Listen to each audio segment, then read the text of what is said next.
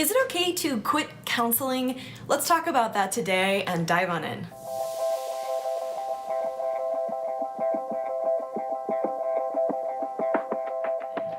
Hey guys, I'm Jo and welcome back to Trauma Talk. I've probably quit and restarted counseling a total of 4 or 5 times in my journey, and that's okay. But I wanted to talk today about why I've done that and why you may be considering that and things to consider if you're thinking about stopping counseling if you're currently in it. Most recently, we have been diving into some pretty difficult things in counseling. And this counselor that I have right now is by far the most talented, which is a blessing and a curse, counselor that I've ever had.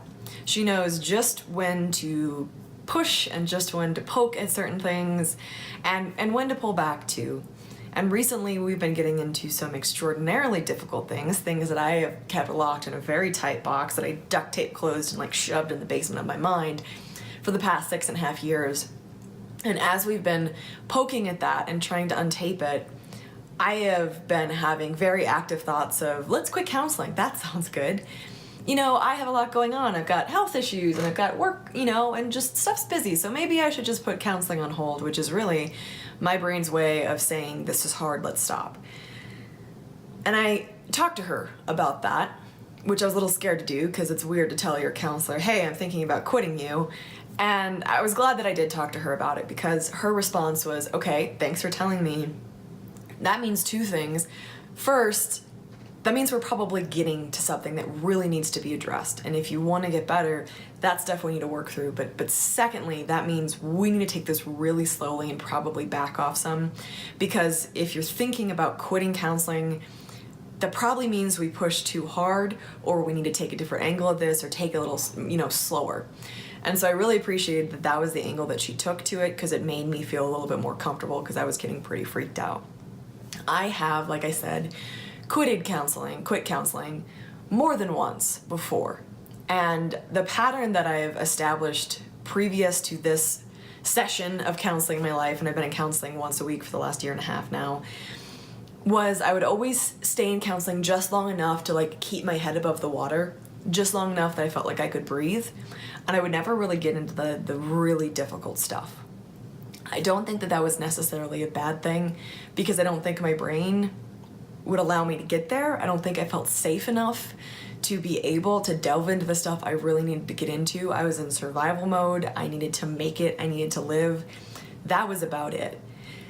But now that I am where I am, I'm realizing that I can't just survive. I don't want to just survive. I really want to get through the stuff that is drowning me and holding me back and triggering me and all of that that's buried very deep. And so when I've quit counseling previously, it's been because I was tired of being uncomfortable. I was tired of working through things. I just wanted to feel normal for a little bit. I don't think that's wrong.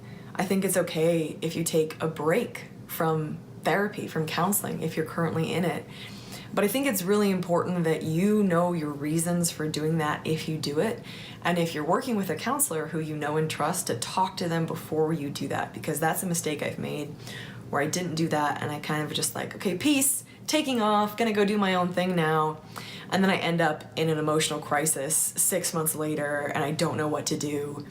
So if you're thinking about quitting counseling, I would recommend talking to your counselor about it and figuring out, okay, maybe we should take a break for 6 months, or maybe we should back off to once a month instead, or something like that. It's not a bad thing if you need to step back from having those difficult conversations. And there's no shame in needing for things to be a little simpler for a while. I know that I've needed that in points in my life, but I would really encourage you that if you are actively in counseling or you're considering it, it's really a good tool. If you're thinking about quitting because you don't really fit with your counselor, you don't like the responses they're giving you, you don't feel safe with them, you don't like how they're talking to you, that's a different story. Find a new counselor if that is how they're responding to you, or if you feel like they don't understand your trauma, or they're not asking the right questions, or you're just not getting anywhere. There are a lot of counselors out there, and you can find one that works for you. The first counselor I ever saw told me that everything that happened to me was my fault. And that was a truly horrible experience.